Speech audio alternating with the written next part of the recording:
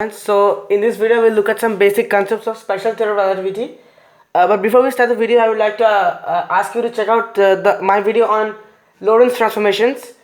You may check it out. You just check out the concept of basic Lorentz transformations. You can check it out. You can check out my video on the subject, or you can check it out from any other source, or you may already know it. So basically, if you know that, it will be very helpful for you to make sense of this video. This video is basically about, we will talk about some basic concepts, like not some, like we will not follow any particular standard or any particular like syllabus or something, but we'll just cover some important concepts in special theory of relativity or special relativity, fondly called as SR. So first of all, Lorentz transformations. For instance, we have two reference bodies, say x, y, z, and x dash y, y dash, z dash. So basically the Lorentz transformation, they give us a set of equations, and these equations are 1D, first of all, one dimensional. And these equations, they basically help us to define, like what does the name suggest? Transformation. They help us to define that how the transformation is taking place, like how the perceptions in length, that is like space, and time, the changes relative to an observer when the body is moving relative to the other body. So these two bodies must have some relative motion. I mean, both of them can't be at rest, or both of them can't move at the same velocity. They must have some relative velocity between them. So the derivations of these equations are very important, and the derivation is quite long. So I'll not show it here. For that, you should check out my video once again. But the basic equations are that x dash equals x minus vt over under root of 1 minus v square by c square, and t dash equals t minus vx over c square, the whole divided by the same thing under root of 1 minus v square over c square. So here what is x dash? X dash is the change in, like, the perception of time. Okay, and perception in length. X, suppose that the object is moving another x direction, not time. And t dash is the change in perception of time, basically. Okay, and so it's given by these things. V is the velocity, the relative velocity. C is obviously the speed of light in vacuum. Here we'll ignore phenomena like atmospheric refraction and so on and so forth. So see, both these equations, we have this thing common, 1 over under root of 1 minus v square by c square, and this is called your gamma. Okay, this is your gamma term, or it's also called Lorentz factor. So this factor basically helps to accommodate the relativistic corrections in the classical equations. And see, basically you see, this factor is dimensionless. How can we prove this? It's very easy actually. See, we have 1 over under root of 1 minus v is a velocity. No matter what, it's a velocity. So dimension will be meter per second. You can take anything, but here let's take meter per second. So meter square per second square, because it's v square. C is the velocity of light, but the units is still meter per second. We must keep this unit same. So that's the whole divided by meter square per second square. So this will just be second square by meter square. So anyway, I'm not using the standard notation, that's mLT. Okay, m is mass. So here we don't have any thing called mass, so m to the power 0, because m to the power 0 is just 1.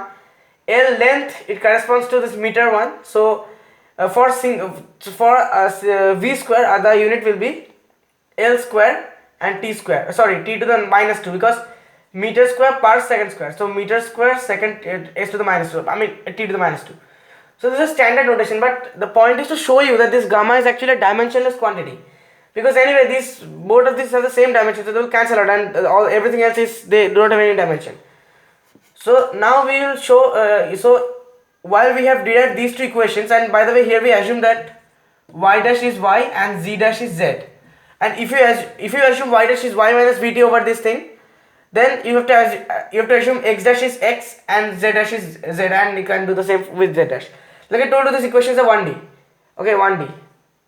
And yeah, that's it. So now while we have derived these two equations, in that case we have derived gamma. We saw how gamma is this thing, 1 over under root of 1 minus v square over c square. But here we will show a different quick derivation of this gamma.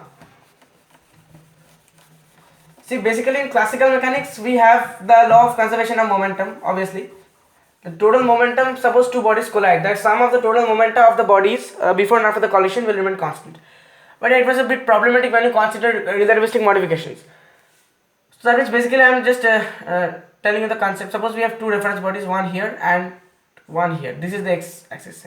this x dash, say this body is s dash and this is just s, this is x, say this is z dash, y dash and y. Okay, so let this entire length be x. Don't confuse here. I just wrote x here just to specify this is the x axis. Let this entire length be x and let s dash be moving relative to s. Okay, so obviously there will be some length contraction and time dilation obviously. And anyway, now we assume that this length is vt and this is x dash, because there will be suppose you are an observer standing at s, so obviously the perceptions of length in the body s dash will change relative to you because s dash is moving, obvious. So from this equation, see this, we can write that x dash is just the entire length x dash will be proportional to, this as a basic concept. Okay, x dash will be proportional to x minus vt, right? This entire length x minus this length vt. See, this will just give you the units of distance only, velocity times multiplied by the time vt. So here we assume the time to be t. Okay, so if x dash is proportional to x minus vt, we can put a constant, and here in this case the constant is gamma. We can put a constant and like write equal to, so x dash equals gamma times x minus vt, right? Similarly, if you consider an expression for x is just proportional to x dash plus vt, obvious. And similarly, we can use the equal to sign here and we have to multiply the same constant gamma. So we have these two equations, like very good. By the way, in this case there will be a t dash because it may not be obvious, but actually see the time will also, the perception time will also change. In this case we are considering x. So anyway, in this case we will have a t dash here. X is proportional to x dash plus v dash. See, I just wrote the equation for Lorentz transformation. Now, if you are familiar with the concept of inverse Lorentz transformations, you will know why this is the case. Obviously, this is the concept of inverse Lorentz transformation. As far as I remember, I have already discussed a bit in that video. Anyway, I'll try to cover it in a future video. Now focus here.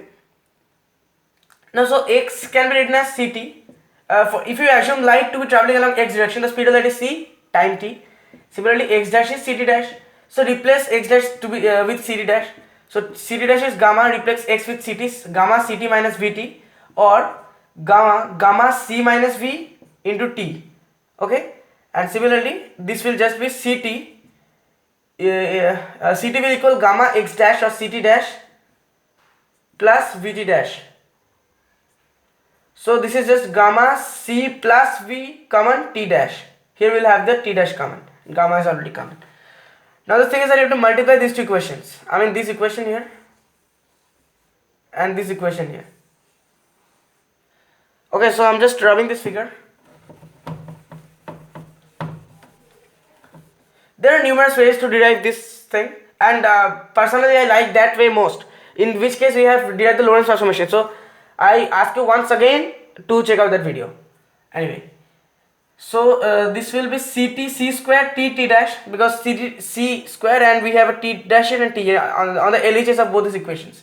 Okay, c square t dash will be equal to, we'll have a gamma square here, gamma square c minus v, c plus v and t dash.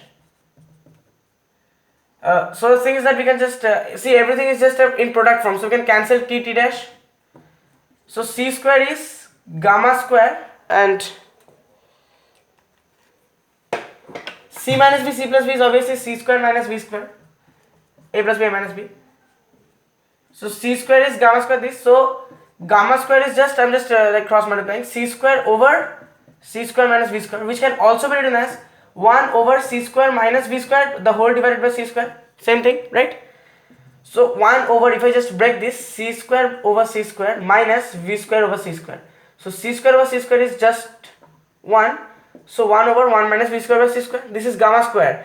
So gamma will be the under root of this thing. Now under root of 1 is just 1, so 1 over under root of 1 minus v square over c square. This is not v2 over c2, sorry about my handwriting, v square over c square. Okay, so this is how we derive it. There is one more way, and that's also a nice way. There are many ways actually, like I said.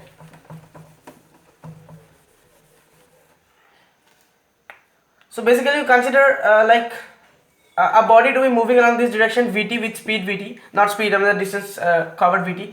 Say if I fire some light beam in this direction, perpendicular, the speed will be ct, I mean the distance traveled will be ct, not the speed. Speed is c itself. Now if I suppose here I have an observer at this point, observer O, okay, observer. So like this body is itself moving to this direction. Okay, so to the observer it will appear that this light is being traveled, this light is traveling like this. If you know the concept of vector addition, you can easily derive it, like the triangle law of vectors. It will appear because see, this body is already moving, and so this will be Vt dash because this body is again moving. So time dilation equation. So what is the equation? Basically T dash is gamma t. Simply this. T dash is your modified time, the time dilation. By how much time is dilated. So T dash is gamma t. That means gamma can be written as T dash over t, right? So now gamma is I'm writing it here. Gamma is T dash over t. Gamma is T dash over t. I'm rubbing the observer, okay, like you're observing this thing from a point here, okay. So anyway, now this will be Ct dash because obviously the C is a constant, C will not vary. And see, if I just join this, so this length and this length are equal, so this will again be Ct. So here I can apply Pythagoras theorem easily. So hypotenuse square Ct dash whole square, that's C square T dash square. Let me write it more clearly. C square T dash square should be equal to Ct whole square, that's C square T square, plus Vd dash whole square, V square T dash square. Now what I can do is that I can factor this T dash. For that I have to write it like this: C square T dash square minus V square T dash square equals C square T square. So I can write C square minus V square. I can take the T dash square common. C square minus V square T dash square equals C square T square. Obvious. So if I bring this C square here, C square minus V square, and this C square if I just bring this here, cross multiply, and here I have T square divided by T dash square. Okay, I can do that, no problem. So see this expression here, C square, this will again be your 1 minus V square by C square. This expression will be 1 minus V square by C square. And here we have, see, gamma is T dash over T. But here with the opposite, T over T dash, the whole square. This is just T square over T dash square, we can write T over T dash whole, the square raised to the power 2, whole square.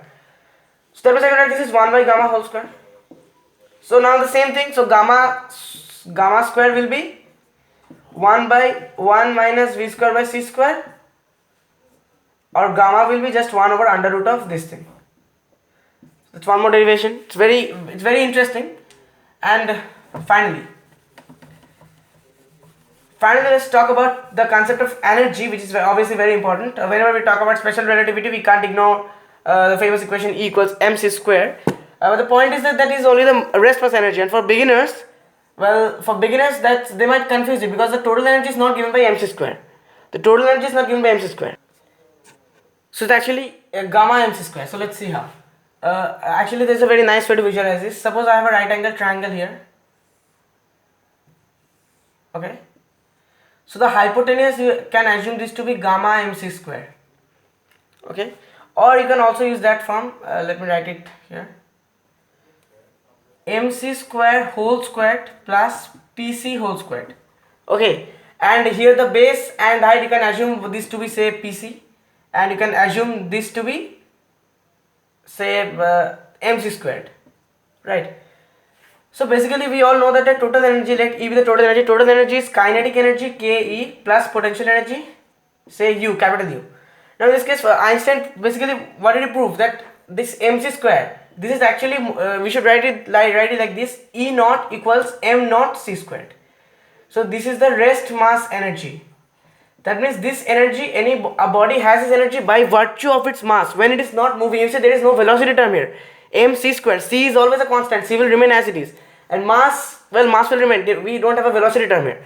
So this energy, the mc square or m naught c square more precisely, a body has this energy by virtue of its mass. That's why it's called the rest mass energy when it is not moving. And but yeah, for light, for instance, photons, the rest mass is 0, but the energy is not 0 because for those particles E equals pc, where p is the momentum in the sense the relativistic momentum. In classical mechanics we have p equals mv, momentum p equals mv. We can easily derive it from Newton's second law of motion, F equals dp dt of p anyway. So in relativity, momentum is gamma mv. This gamma m is your modified mass, this gamma m is your relativistic mass, and m is your classical like a rest mass, because yeah, your mass slightly varies with the velocity, and that's the point of relativity. This was not like accepted in classical mechanics. It was not proven yet at that time. So see, basically the potential energy of the body will have its, we should be equal to the rest mass energy, because potential energy is just the amount of energy other than the kinetic energy. So the kinetic energy that is the corresponds to the energy the body will have by virtue of its motion or velocity. So anyway, so let's write Ke as Ke only, and the potential energy we can replace as mc square. Anyway, in this case we are assuming m to be the rest mass, so relativistic mass will be gamma m, and if we assume m to be the relativistic mass, then rest mass is usually written as m naught, such that m equals gamma m naught. Okay. Oh, can you see it anyway? So m equals gamma m naught, right? In this, if we assume m to be the relativistic mass and m naught to be the rest mass, but here we have assumed m to be the rest mass, so don't get confused please. In that case, gamma m will just give you the relativistic mass. So, and yeah, so what is the total energy? Total energy is basically it's given by gamma mc squared. Derivation, okay, we'll come to that. So from here, first of all, what we can say is that kinetic energy is going to be gamma mc squared minus mc squared, which is just gamma minus 1. If you take the mc squared common, gamma minus 1 mc squared. Yeah, let's keep it simple. You can write gamma is 1 over under root of anything anyway, but let's keep it simple. Gamma minus 1 mc squared. So this is a kinetic energy. Another thing is that in classical mechanics we already know that kinetic energy is half mv square, which can also be written as m square v square over 2m, because we multiply the numerator and denominator by m. That's mv whole square over 2m. That's p square over 2m. Here p square is the classical linear momentum. Anyway, we don't need this formula p square over 2m as of yet. So anyway, half mv square, this is the classical momentum formula.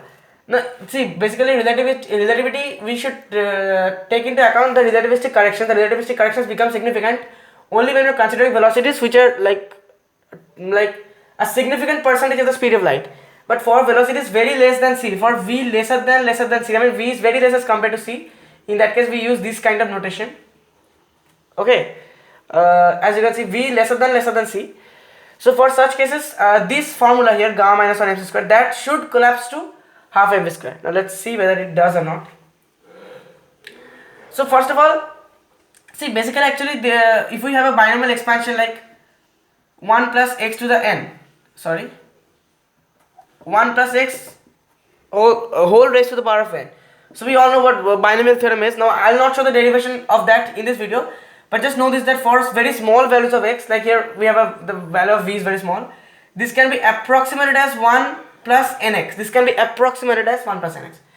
So see, if you apply this logic here, so what we have, gamma is 1 over under root of 1 minus v square over c square, right?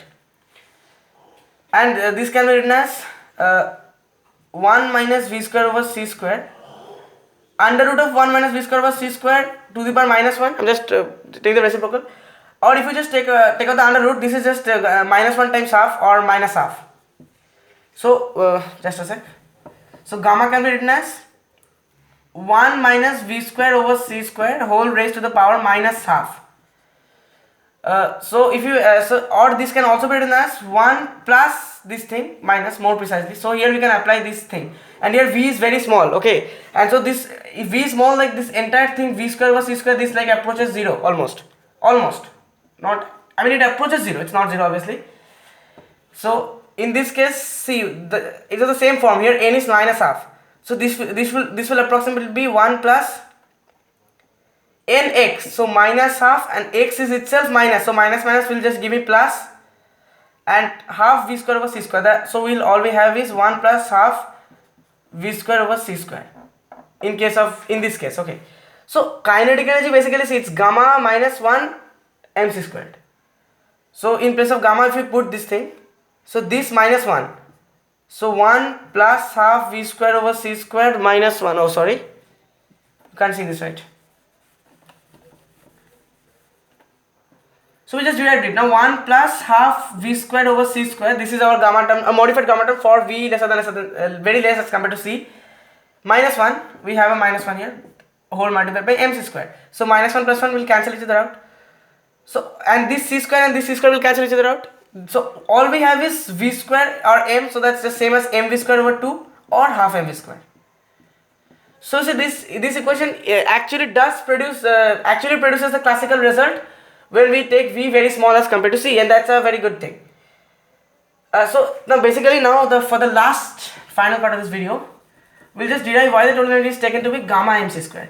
And it's a very important point. This is actually beginners tend to confuse it. Otherwise, if you have already done the advanced concept, you already know this thing. So gamma mc square is the total energy and mc square is the rest mass energy, which is just the potential energy. So E is not equal to mc square, E naught equals m naught c square, more precisely.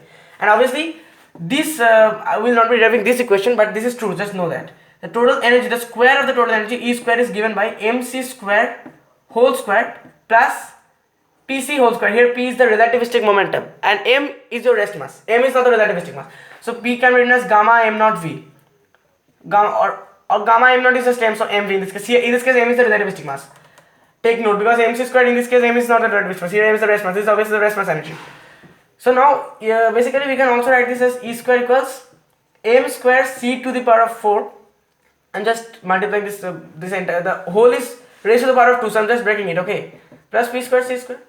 So we take m square c to the 4 common, yeah, we can take now p square can be written as m square gamma square, because see here is the rest mass, so here m is not the relative mass, m is the rest mass, so gamma square m square v square.